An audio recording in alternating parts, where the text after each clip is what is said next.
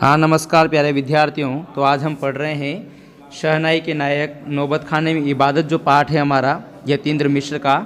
तो आधा पाठ जो हमारा शेष रह गया था उसे हम पूरा करते हैं। आप सभी अपनी अपनी किताब खोल कर बैठें। हम पढ़ रहे थे कि बिस्मिल्लाह खां किस प्रकार से बाल सुलभ हंसी में कई यादें बंद रखते हैं। वे जब उनका जिक्र करते हैं तब फिर उसी नैसर्गिक आनंद में आंखें चमक उठती है। अमीरुद्दीन अब सिर्फ 4 साल का रहा होगा। छुपकर नाना की शहनाई बजाते हुए सुनता था। रियाज के बाद जब अपनी जगह से उठकर चले जाएं तब जाकर ढेरों में छोटी बड़ी शहनाइयों की भीड़ से अपने नाना वाली शहनाई ढूंढता और एक एक शहनाई को फेंक कर खारिज करता जाता। सोचता, लगता है मीठी वाली शहनाई दादा कहीं और रखते हैं। यानी बिस्मिल्लाह खां जब 4 साल का था, उसका बचपन का नाम अमीरुद्दीन है, तब वो समझता है कि शहनाई बजाने की कला नहीं होती, बल्कि कोई शहनाई ही मीठी होती है। शहनाई ही मीठी होती है। और शहनाई जब वो बड़े हो गए तब उनको पता लगा कि मीठी शहनाई नहीं होती है, अपितु बजाने की कला होती है। लेकिन पहले वो सोचते थे कि यार दादा इतनी मीठी शहनाई कैसे बजा लेते हैं, हो सकता है उनकी शहनाई ही अलग हो। इसलिए वो ढेरों में से दादा की यानी उनके नाना की शहनाई को जो है ढूंढा करते थे। जब मामू अली बख्श, उनके मामा का नाम है अली बख्श, जो उस्ताद भी थे, शहनाई बजाते हुए सम पर आए। सम पर आना मतलब होता है एक प्रकार की, जब ताल है, ताल का एक अंग है संगीत में वह स्थान जहाँ लय की समाप्ति और ताल का आरंभ होता है। संगीत का वह स्थान जहाँ पर लय की समाप्ति और ताल का आरंभ होता है उसे सम कहा जाता है। मामू अली बख्श खां शहनाई बजाते हुए जब सम पर आए तब धड़ से एक पत्थर ज़मीर पर मारता था। सम पर आने की तमीज़ उन्हें बचपन में ही आ गई थी। जिस प्रकार से हम किसी भी कविता को सुनते हैं और जब किसी पंक्ति में जब हमें आनंद आता है तो हम तालियां बजाते हैं, उसी प्रकार से सम शहनाई की एक चरम स्थिति होती है जहाँ पर आनंद की स्थिति होती है। और उस आनंद की स्थिति में जब वो आता था तो एक पत्थर अपने आनंद को व्यक्त करने के लिए ज़मीन पर मारता था। सम पर आने की तमीज़ उन्हें बचपन में ही आ गई थी, मगर बच्चे को ये नहीं मालूम था कि दादा वाह करके दाद यानी था प्रशंसा। हम किसी कविता को सुनते हैं तो दाद यानी प्रशंसा कैसे की जाती है, वाह वाह। इसी प्रकार से शहनाई में सम पर आने की दाद किसे दी जानी चाहिए, वाह वाह। लेकिन वो बच्चा पत्थर मार करके अपने आनंद को व्यक्त करता था, मगर बच्चे को ये नहीं मालूम था। ये बच्चा कौन है? ये बच्चा वही अमीरुद्दीन है जो आगे चल करके बिस्मिल्लाह खां बनते हैं। मगर बच्चे को ये नहीं मालूम था कि दाद वाह करके दी जाती है, सिर हिला कर दी जाती है, पत्थर पटक कर नहीं। और बचपन के समय फिल्मों के बुखार के बारे में तो पूछना ही क्या। उस समय 3rd क्लास के लिए 6 पैसे का टिकट मिलता था। अमीरुद्दीन तो 2 पैसे मामू से और 2 पैसे मौसी से और 2 पैसे नानी से लेता था, फिर घंटों लाइन में लगकर टिकट हासिल करता था। ये बचपन से ही रुचि होती है। बिस्मिल्लाह खां को सिनेमा देखने की रुचि बचपन से ही थी। इधर सुलोचना की नई फिल्म सिनेमा हॉल में आई और उधर अमीरुद्दीन अपनी कमाई लेकर चला फिल्म देखने, जो बालाजी मंदिर पर रोज़ शहनाई बजाने से उसे मिलती थी। एक अठन्नी मेहनताना उसको मिलता था जो बालाजी के मंदिर पर ड्योढ़ी पर बैठकर बजाया करते थे। उस पर वह शौक ज़बरदस्त कि सुलोचना की कोई नई फिल्म न छूटे। और कुलसुम की देसी घी वाली दुकान जहाँ पर वो कचौड़ी खाया करते थे, वहाँ की संगीतमयी कचौड़ी। देखिए, जिसको संगीत में रुचि होगी उसे हर जगह संगीत सुनाई देगा, जिसको कविता में रुचि होगी उसको हर जगह कविता दिखाई देगी। तो ये रुचि का फ़र्क पड़ता है। संगीतमयी कचौड़ी यानी जो कचौड़ी उस कढ़ाई में पकती थी उसमें जो छन छन की आवाज़ आती थी, तो बिस्मिल्लाह खां उसमें भी संगीत की ध्वनि सुना करते थे। इस तरह क्योंकि कुलसुम जब कलकलाते घी में, कलकलाते मतलब तेज़ गर्म घी, कलकलाते घी में कचौड़ी डालती थी, उस समय छन से उठने वाली आवाज़ में उन्हें सारे आरोह अवरोह दिख जाते थे। यानी जो संगीत का उतार चढ़ाव होता है उसे आरोह अवरोह कहा जाता है। राम जाने कितनों ने ऐसी कचौड़ी खाई होगी, मगर इतना तय है कि अपने खां साहब रियाजी और स्वादी दोनों रहे हैं। रियाजी मतलब संगीत का अभ्यास करने वाले और कचौड़ी का स्वाद लेने वाले, इसलिए उनको रियाजी और स्वादी दोनों कहा गया है। और इस बात में कोई शक नहीं कि दादा की मीठी शहनाई उनके हाथ लग चुकी है। अब इसको आप रेखांकित कर लेना, इसमें कोई शक नहीं कि दादा की मीठी शहनाई उनके हाथ लग चुकी है। इसका मतलब ये हुआ कि अब उनको शहनाई बजाने की कला आ चुकी है, कि अब वो समझ चुके हैं कि शहनाई मीठी नहीं होती, अपितु फूंक दे करके उसे मधुर बनाने की कला होती है। काशी में संगीत के आयोजन की एक प्राचीन एवं अद्भुत परंपरा है। यह आयोजन पिछले कई वर्षों से संकट मोचन यानी हनुमान जी के मंदिर पर होता आया है। यह मंदिर शहर के दक्षिण में लंका पर स्थित है। यह हनुमान जयंती के अवसर पर यहाँ 5 दिनों तक शास्त्रीय उपशास्त्रीय गायन वादन की उत्कृष्ट सभा होती है। अभी आपको रेखांकित करना है कि किस अवसर पर संकट मोचन मंदिर पर सभाएं आयोजित होती थी। तो हनुमान जयंती के अवसर पर यहाँ 5 दिनों तक शास्त्रीय और उपशास्त्रीय गायन यानी गाना वादन यानी बजाने की उत्कृष्ट यानी उच्च कोटि की सभा होती थी। अब इस सभा को उत्कृष्ट क्यों कहा गया? क्योंकि यहाँ पर जो कलाकार होते थे गाने और बजाने वाले, वो सब अच्छे नामी ख्याति प्राप्त प्रसिद्ध कलाकार आया करते थे, इसलिए इस सभा को उत्कृष्ट सभा कहा गया है। इसमें बिस्मिल्लाह खां अवश्य रहते हैं। अपने मजहब के प्रति अत्यधिक समर्पित उस्ताद बिस्मिल्लाह खां की श्रद्धा काशी विश्वनाथ जी के प्रति भी अपार है। देखिए, उस समय इस प्रकार की कोई धार्मिक या सांप्रदायिक कट्टरता नहीं थी। बिस्मिल्लाह खां मुस्लिम होते हुए भी काशी विश्वनाथ जी के प्रति अपार श्रद्धा रखते हैं। तो एक कलाकार है, कलाकार के लिए सब ईश्वर एक हैं। ईश्वर के प्रति उनकी सहज श्रद्धा देखने को उनके अंतर मिलती थी। वे जब भी काशी से बाहर रहते हैं तब विश्वनाथ व बालाजी मंदिर की दिशा की ओर मुँह करके बैठते हैं। थोड़ी देर ही सही मगर उसी और शहनाई का प्याला घुमा दिया जाता है और भीतर की आस्था रीढ़ के माध्यम से बजती है। एक कलाकार अपनी साधना के द्वारा ईश्वर के प्रति अपनी आस्था व्यक्त करता है। कभी कविता लिख करके व्यक्त करता है, नृत्यकार नृत्य करके अपनी आस्था व्यक्त करता है, संगीतकार अपनी संगीत के माध्यम से अपनी आस्था व्यक्त करता है। गाने बजाने वाले सब कहीं ना कहीं अध्यात्म से जुड़े हुए कलाकार होते हैं। खान साहब की एक रीढ़ 15 से 20 मिनट के अंदर गीली हो जाती है। हमने आपको बताया है कि शहनाई के अंदर एक मरकट नामक की घास डाल करके उसको रीढ़ कहा जाता है, उससे वो शहनाई बजती है। लेकिन जब वो रीढ़ गीली हो जाती है तो फिर वो स्वर देना बंद कर देती है या उसका स्वर खराब हो जाता है, तब वे दूसरी रीढ़ का इस्तेमाल कर लिया करते हैं। और इस प्रकार से जो है बिस्मिल्लाह खां किस प्रकार से देखो शहनाई बजाते हैं। अक्सर कहते हैं क्या करें मियाँ कि काशी छोड़कर कहाँ जाएं, गंगा मैया यहाँ, बाबा विश्वनाथ यहाँ, बालाजी का मंदिर यहाँ। देखिए, बिस्मिल्लाह खां को काशी से लगाव हो जाता है, और लगाव क्यों हो जाता है, कैसे हो जाता है, और उनका लगाव किन शब्दों में व्यक्त हुआ है समझिए। ये काशी छोड़कर कहाँ जाएं, गंगा मैया यहाँ, बाबा विश्वनाथ यहाँ, बालाजी का मंदिर यहाँ। यहाँ हमारे ख़ानदान के कई पुश्तों ने शहनाई बजाई है, उनके नाना उनके मामा यहाँ शहनाई बजाते रहे।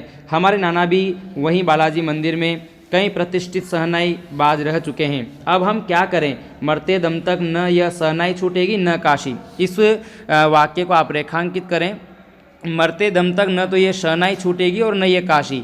इस कथन में बिस्मिल्लाह खां का शहनाई के प्रति और काशी के प्रति अपना एक विशेष लगाव प्रकट हुआ है।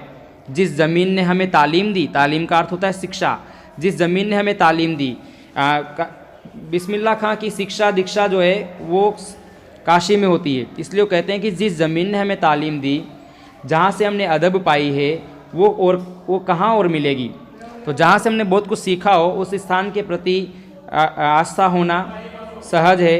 शहनाई और काशी से बढ़कर कोई जन्नत नहीं इस धरती पर हमारे लिए।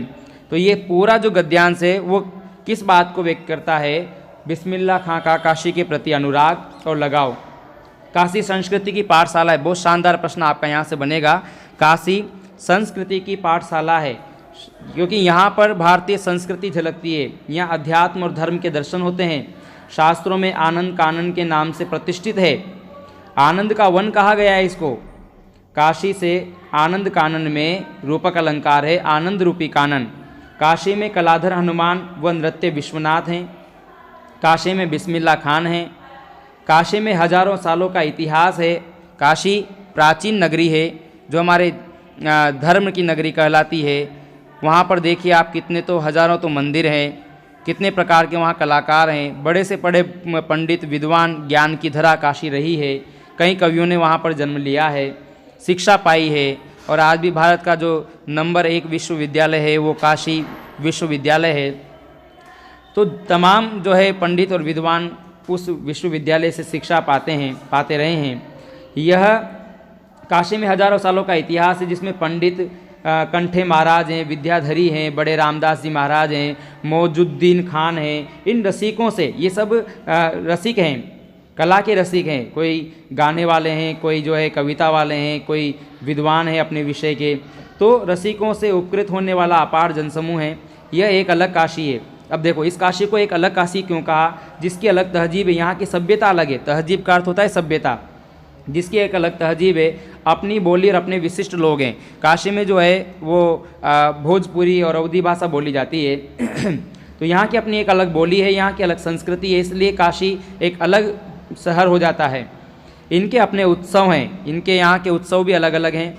अपना गम, अपना सेहरा बनना, अपना नोहा, नोहा मतलब शहनाई। आप यहाँ संगीत को भक्ति से, भक्ति को किसी भी धर्म के कलाकार से, कजरी को चेती से, विश्वनाथ को विशालाक्षी से, बिस्मिल्लाह खां को गंगा द्वार से अलग करके नहीं दे सकते। यानी सब समन्वय यहाँ पर आपको देखने को मिलेगा। समन्वय मतलब तालमेल। संगीत का जो संबंध है वो भक्ति से है। लोग संगीत में जो डूबे हुए हैं उनके अंदर भी ईश्वर के प्रति आस्था है, भक्ति है, श्रद्धा है। भक्ति की किसी भी धर्म से, कलाकार से, और भक्ति जो है वो धर्म के कलाकार से उसका संबंध है। भक्ति धर्म के कलाकार से जो है संबंध रखती है। कजरी का जो त्यौहार है, कहीं कजरी मनाई जाती है, कहीं चेती मनाई जाती है। विश्वनाथ की विशालाक्षी से, बिस्मिल्लाह खां को गंगा द्वार से अलग करके नहीं दे सकते। इन सब का तालमेल है, ये सब एक दूसरे से जुड़े हुए हैं। तो यहाँ हम समझ सकते हैं चाहे किसी भी धर्म का कलाकार हो, लेकिन वह सब कलाकार कहीं ना कहीं भक्ति से जुड़े हुए रहते हैं। अक्सर समारोह एवं उत्सव में दुनिया कहती है बिस्मिल्लाह खां है। बिस्मिल्लाह खां का मतलब बिस्मिल्लाह खां की शहनाई। जब भी कोई समारोह या उत्सव हुआ करते थे, जब वहाँ शहनाई बजती थी, तो शहनाई जब बजती थी तो लोग कहते थे, दुनिया कहती थी कि बिस्मिल्लाह खां है। और बिस्मिल्लाह खां कहने का मतलब है कि बिस्मिल्लाह खां की शहनाई, यानी शहनाई की ध्वनि सुनते ही लोग समझ जाया करते थे कि ये शहनाई कौन बजा रहे हैं, ये शहनाई बिस्मिल्लाह खां बजा रहे हैं। यानी हम ये कह सकते हैं कि शहनाई के पर्याय बन गए थे बिस्मिल्लाह खां। शहनाई का तात्पर्य बिस्मिल्लाह खां का हाथ, हाथ से आशय इतना भर कि बिस्मिल्लाह खां की फूंक। आखिर वो फूंक देने की कला ही तो शहनाई में मधुरता भरती है, वही तो शहनाई में एक जादुई आवाज़, एक असर पैदा करती है। तो वो कला ही है जिससे लोग पहचान लिया करते थे कि कौन गा रहा है, कौन बजा रहा है। बिस्मिल्लाह खां बजा रहे हैं। बिस्मिल्लाह खां की फूंक और शहनाई की जादुई आवाज़ का असर हमारे सिर चढ़कर बोलने लगता है, अर्थात जादुई प्रभाव छोड़ता है। सिर चढ़कर बोलना अर्थात जादुई प्रभाव डालना या असर डालना। ऐसा नहीं, शहनाई में सरगम भरा है। सरगम यानी संगीत के 7 स्वर। खां साहब को ताल मालूम है, राग मालूम है। अब ये संगीत की दुनिया के शब्द हैं, ताल और राग, तो उनको ताल भी मालूम है, राग भी मालूम है। ऐसा नहीं कि वे बेताल जाएंगे, बिल्कुल उनका सुर जो है सदा हुआ सुर है, सिद्ध हो गए हैं उसको बजाने में। शहनाई में 7 सुर लेकर निकल पड़े। शहनाई में परवरदिगार गंगा मैया उस्ताद की नसीहत यानी शिक्षा लेकर उतर पड़े। दुनिया कहती है सुबहान अल्लाह, तो इस पर बिस्मिल्लाह कहते हैं अल्हम्दुलिल्लाह। तो देखिए, सुबहान अल्लाह का अर्थ होता है कि ईश्वर धन्य है, और अल्हम्दुलिल्लाह का अर्थ है कि सारी तारीफ़ जो है वो सिर्फ ईश्वर के लिए है। छोटी छोटी उपज से मिलकर एक बड़ा आकार बनता है। शहनाई का कर्तव्य यानी कला शुरू होने लगता है। बिस्मिल्लाह खां का संसार सुरीला होना शुरू हुआ। आप रेखांकित कीजिए कि बिस्मिल्लाह खां का संसार सुरीला होना शुरू हुआ, मतलब उनका संसार क्या है? शहनाई। और शहनाई जो है सुरीली होना प्रारंभ हुआ। फूंक में अजान की तासीर उतरती चली आई। धीरे धीरे कलाकार जब अपने चरम पर पहुंचने लगता है तो वो ईश्वर से जुड़ने लगता है। अब वो उसकी फूंक में भी अजान की तासीर, मानो अजान अदा कर रहे हों। जब कलाकार अपने चरम उत्कर्ष पर पहुंचता है तो फिर वो ईश्वर की आराधना करने लगता है। उसमें उनकी फूंक में अजान की तासीर यानी प्रभाव उतरने लगता है। देखते देखते शहनाई 1.5 शतक के साज से 2 शतक का साज बन साजी की कतार में सरताज हो गई। देखते देखते 1.5 शतक के साज में 2 शतक का साज बन साजों की कतार में सरताज हो गई। साज क्या होते हैं? संगीत के जो उपकरण हैं उनको हम साज कहते हैं। तो इस साजों की कतार में यानी पंक्ति में सरताज हो गई, यानी सबसे ऊपर हो गई। बिस्मिल्लाह खान ने शहनाई को, जो कि पहले से कोई प्राचीन काल का वाद्य यंत्र नहीं है, फिर भी यह वाद्य बिस्मिल्लाह खान ने सबसे ऊपर पहुंचा दिया। इसका नाम सभी वाद्य यंत्रों में सिरमौर कर दिया, इसलिए कहा कि साजों की कतार में सरताज हो गई। अमीरुद्दीन की शहनाई गूंज उठी। उस फ़कीर की दुआ लगी जिसने अमीरुद्दीन से कहा था बजा बजा और बजा। एक दिन एक शिष्य ने डरते डरते खां साहब को टोका, बाबा आप ये क्या करते हैं? इतनी प्रतिष्ठा है आपकी, अब तो आपको भारत रत्न भी मिल चुका है। भारत रत्न एक प्रकार से सर्वोच्च नागरिक सम्मान होता है।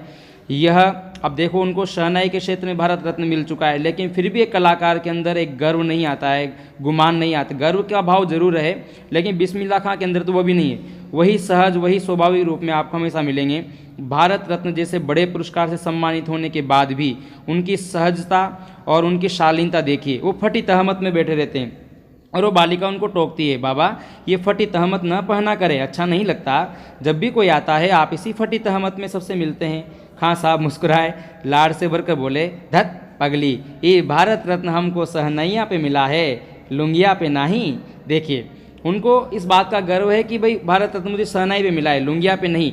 कलाकार जो होता है वो अपने वस्त्र और अपने दिखावे पर नहीं चलता है, वो तो अपनी दुनिया में मस्त रहता है। उनको तो अपनी शहनाई से वास्ता है, उनको तो अपनी शहनाई को चरम पर पहुंचाना है। स्वयं की वेशभूषा क्या है इस पर वो कतई ध्यान नहीं देते हैं। तुम लोगों की तरह बनाव सिंगार देखते रहते तो उम्र ही बीत जाती, हो चुकती सहनाई। देखिए, ये आज के युवाओं के लिए और आज की पीढ़ी के लिए एक बहुत अच्छा प्रेरणाप्रक वाक्य है कि यदि हम अपना जीवन इसी प्रकार श्रृंगार में व्यतीत करते रहे, अच्छे अच्छे कपड़ों में और अच्छी प्रकार से पहनावे में, दिखावे में अगर हम अपना समय गंवाते रहे, तो फिर हम अपने जो मुख्य कार्य क्षेत्र, मुख्य कर्म क्षेत्र है उसमें हम समर्पित नहीं हो सकते। तब क्या खाक रियाज हो पाता। व्यक्ति को इन सब से उभरना पड़ता है, तब जाकर के व्यक्ति अपना 100% योगदान अपने लक्ष्य को प्रति दे पाता है। ठीक है बिटिया, आगे से नहीं पहनेंगे। देखिए, उन्होंने कतई नकारा नहीं, बिटिया की बात भी सुन ली, लेकिन बिटिया को अपने वाक्य में एक संदेश भी दे दिया कि अगर हम खान पान, वस्त्र, वेशभूषा, प्रदर्शन में ही अगर हम अपना जीवन का अनमोल समय व्यतीत करते रहे तो हमारे जीवन का जो मुख्य उद्देश्य है, लक्ष्य है, हम उसमें अपना 100% योगदान नहीं दे सकते। इस प्रकार से बड़े अच्छे शब्दों में उन्होंने बिटिया को समझाया कि ठीक है बिटिया, आगे से नहीं पहनेंगे, मगर इतना बताए देते हैं कि मालिक से यही दुआ है, फटासुर न बख्शे। चाहे फटी लुंगिया पहन लूँगा लेकिन फटासुर न बख्शे। इस कथन में शहनाई के प्रति उनका लगाव, समर्पण और मेहनत झलकती है। और हम किसी भी क्षेत्र में यदि आगे बढ़ना चाहते हैं तो बिस्मिल्लाह खां जैसा समर्पण बहुत ज़रूरी है। आज लुंगिया का क्या है, आज फटी है तो कल सी जाएगी, कल सिल लेंगे, लेकिन अगर सुर फट गया तो वो कभी प्राप्त नहीं किया जा सकता। इसलिए वो एक अच्छा सदा हुआ स्वर हमेशा अल्लाह से मांगते रहते हैं। सन 2000 की बात है, पक्का महाल काशी विश्वनाथ से लगा हुआ अधिकतम इलाका, ये मलाई बर्फ़ बेचने वाले जा चुके हैं। खां साहब को इसकी कमी खलती है। ये देखिए, उस मोहल्ले की बात आई है यहाँ पर, जो पक्का महाल, ये मोहल्ले का नाम है जिस मोहल्ले में 2000 की यादें जुड़ी हुई है उनकी। पक्का महाल काशी विश्वनाथ से लगा हुआ अधिकतम जो इलाका है उसे पक्का महाल शब्द से संबोधित किया है। से मलाई बर्फ़ बेचने वाले जा चुके हैं। खां साहब को इसकी कमी खलती है। देखो धीरे धीरे क्या क्या परिवर्तन हो चुका है। आधुनिकता के युग में कई सारे लोग बेरोजगार हो गए, कई सारी चीज़ें जो है गायब हो गई, कई लोगों के रोज़गार नष्ट हो गए, नई चीज़ें आ गई।